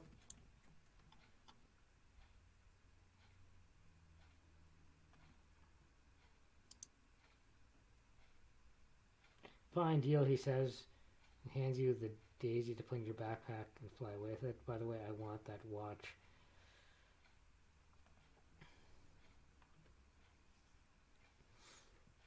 You reply, oh, okay, so I thought we were going to dance, though. Okay. Actually, let's try that again. Best dancer gets the daisy. Deal? Dancer nods. Deal. You hold out your hand to shake his, but he refuses and tells you to put away the watch. You do so.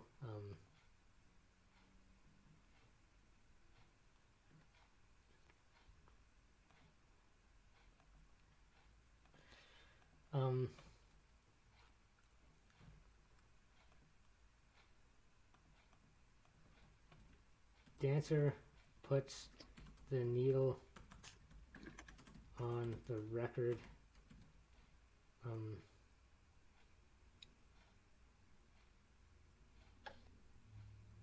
And an old-timey waltz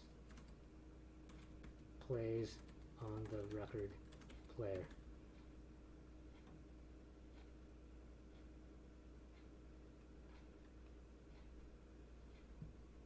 Two of you begin to dance. It is an otherworldly experience, like watching a dance performed by fairies or something. The two of you move as one, your body moving in harmony with his. Okay, we're dancing with the unicorn now.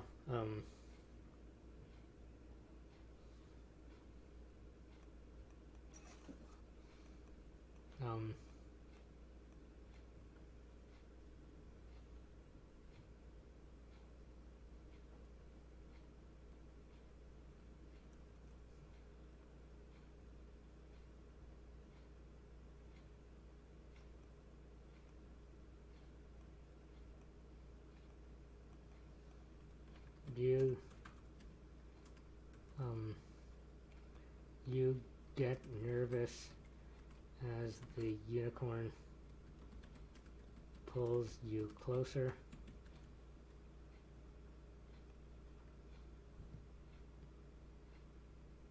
You begin to feel nervous as Dancer pulls you closer and closer with each twist and turn of the record. The closer he pulls you, the more your heart beats. Will he kiss you? You can't be sure. So we're just going to run him through with our machete. Just, yeah. Why not? Deciding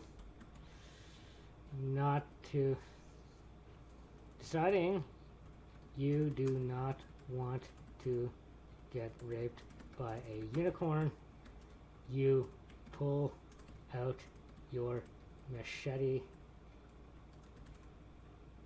and stab Dancer in the chest.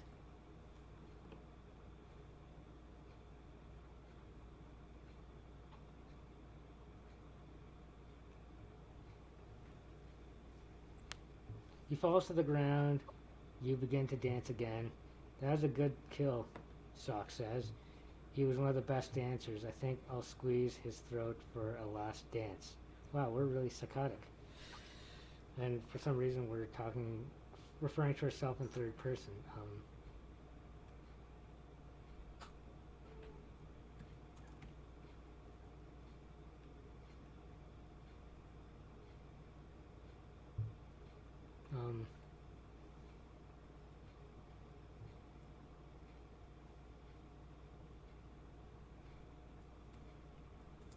I guess you win, you say to the dead unicorn.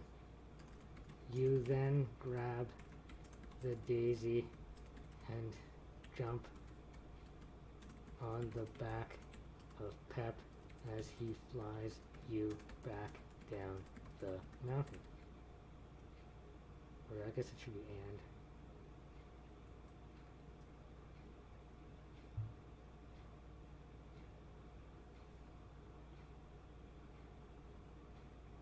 And I guess you can remove that thing about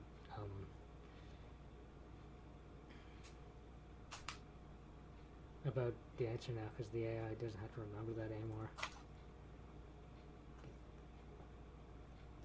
So Pep's going to fly us back down the mountain. Now I think we're actually going to resolve this narrative for the first time in like this AI dungeon series I've been doing. 'Cause the last two times we didn't really get a resolution, but this time, yeah.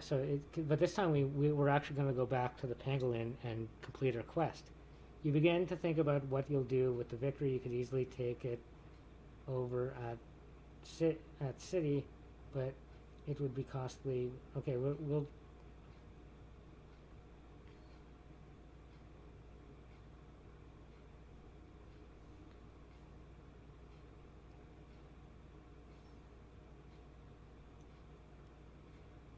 we're just going to re-roll that.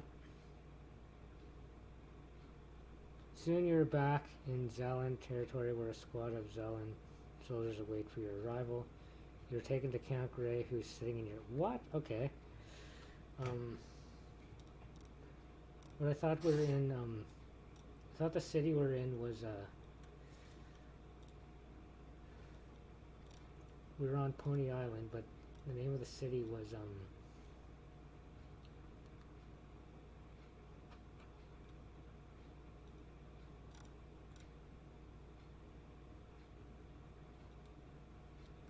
No, it doesn't...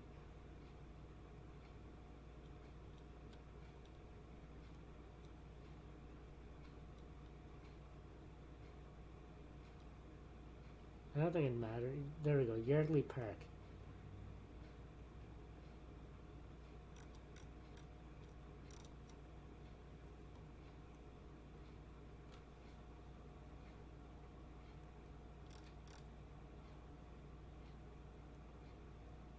You're now back in Yardley Park, where a squad of Dwarven police officers await your arrival. You're taken to Count Gray, who is sitting in his library. Okay, who is Count Gray?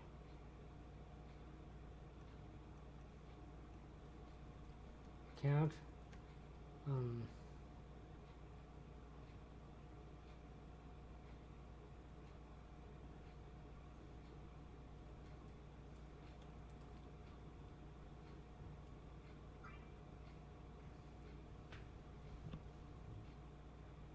Count Gray,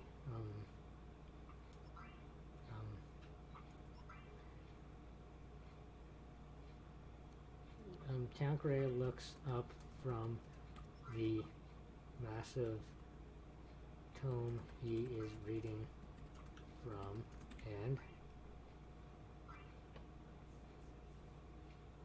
smiles. You killed the unicorn. It was a good kill no matter how it went down. We're going to say yes. Dancer will no longer be terrorizing your village or Pony Island for that matter.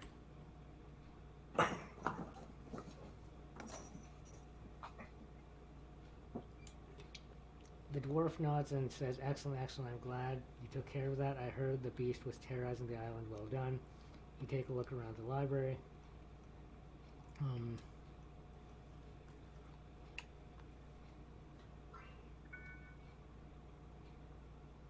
I think we just want to find green, but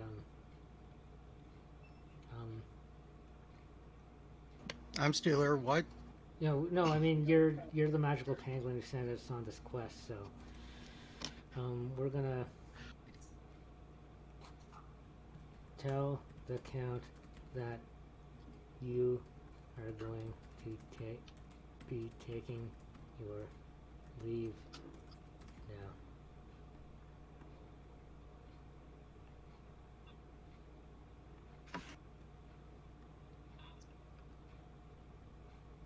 The dwarf nods and tells you very well. You are a free man now, though we still have to settle a few things. Namely, you still have to pay me for killing the beast.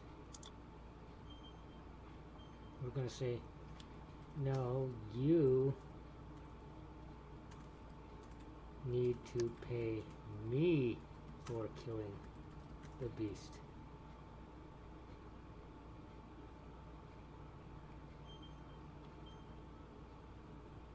The dwarf begins to laugh and asks you, so you're saying that Since I'm laughing, I paid you. Well, no, try that again. Calculate size. It says very well. He pulls out a small notebook and begins to calculate the number by adding up all the cost of the materials.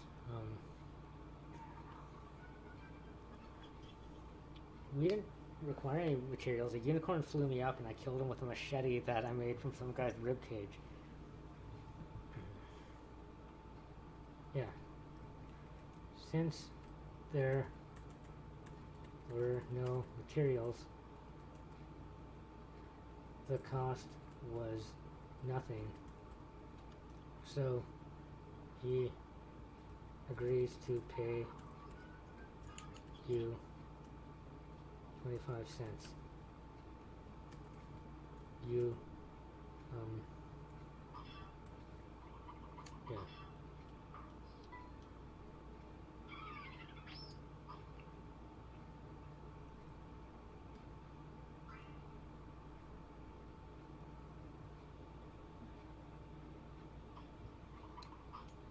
He hands you the 2 pennies. Well, it's a quarter. It's 25 cents. He hands you. Maybe pennies are worth 20. Okay. Well, he hands you the quarter you earned and tells you. Okay, what does he tell us?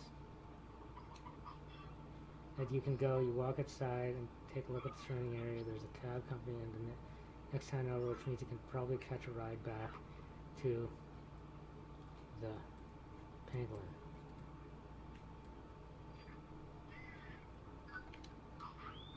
This Jungle Island apparently has a taxi cab service that we didn't know about, so take a taxi back to the Penguin's cabin.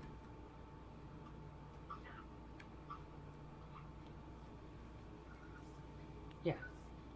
You're socked out and tired from the night's events. You decide you should get back to the cabin in order to sleep this night off. Upon arriving at the cabin, you find it completely empty. You are too tired to care, and you sleep for the night.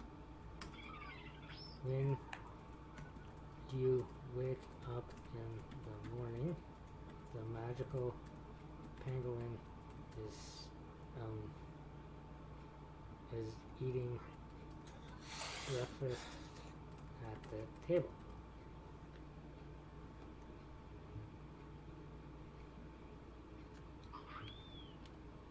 You wake up in the morning. Okay. Morning, human. Hope you slept well. It beams at you and begins to scurry back to the refrigerator. You wait for it to collect its thoughts. I have the 3 magical items you requested. Now where are my wishes?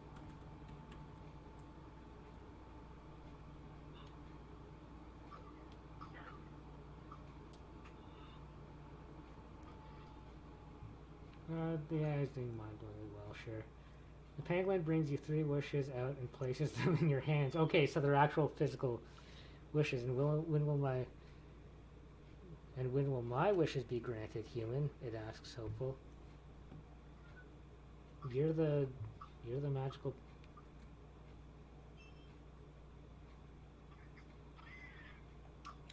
But you're the magical pangolin.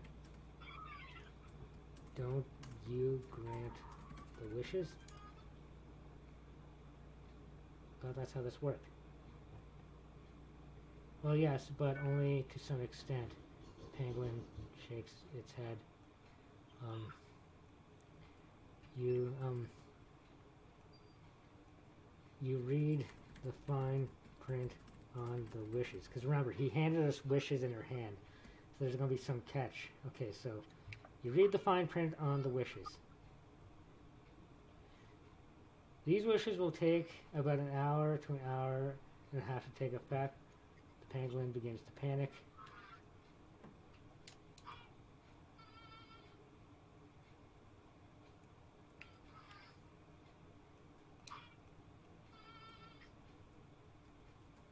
The wishes may not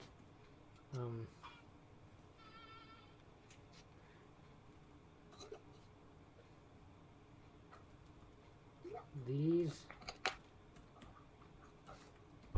wishes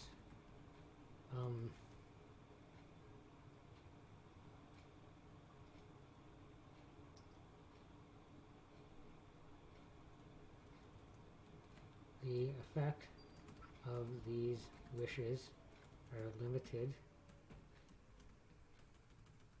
to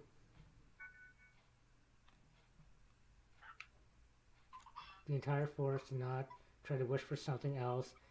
This is not a limitless pangolin. You begin to panic as well. Now I'm never going to get off of Pony Island.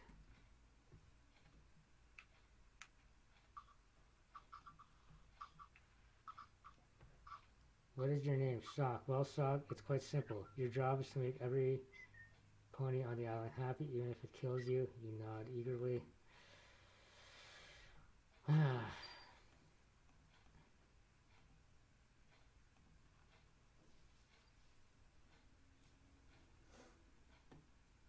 I mean, we're 70 years old now because of that goblin watch, and we can't get off the island now because the wishes don't do that. You know, the wishes are not limitless, so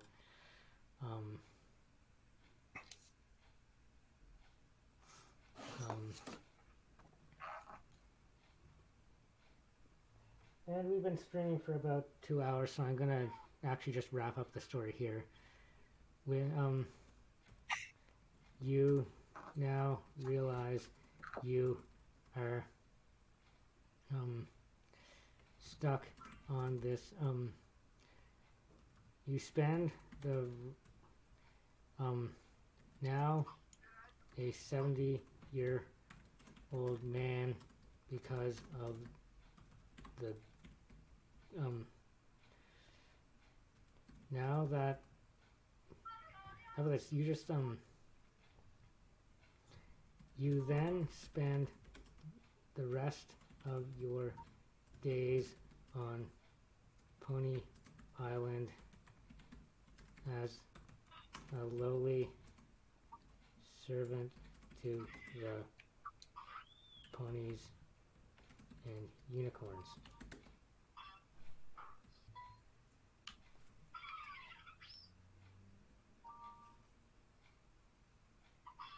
Which, you know, is quite a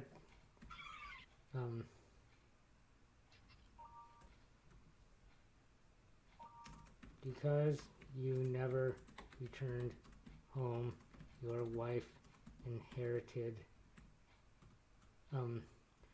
You are assumed because you never returned home, you're assumed to be dead, and your wife inherits your estate. The end. So this is quite a step down for us because we're a businessman. You know, we had like a somewhat high up position at the company we work at, and now we're trapped on this island as a servant to the ponies and unicorns, and then our wife just takes all her shit. The end. That's kind of depressing. Yeah, it's no less depressing than how we. Well, actually, no. The last time we ended, or the first story we ended, we just did drugs, so that was. So yeah, so it's not as. And then last week we got run over. So, I mean, I guess this is probably more depressing than those endings. But anyway, moral of the story. I mean, it's not depressing for the ponies and the unicorns though, because they get an elderly man to be their servant now. But and our character was kind of a dick, so there's kind of a comeuppance. So, a moral of the story: when you're given a chance to be a pangolin for a day, take it. Okay. Well, thanks for tuning in to this crazy story, and join me again next Monday at 3 p.m. Eastern for more story time with Sockbat and friends. Bye, everybody.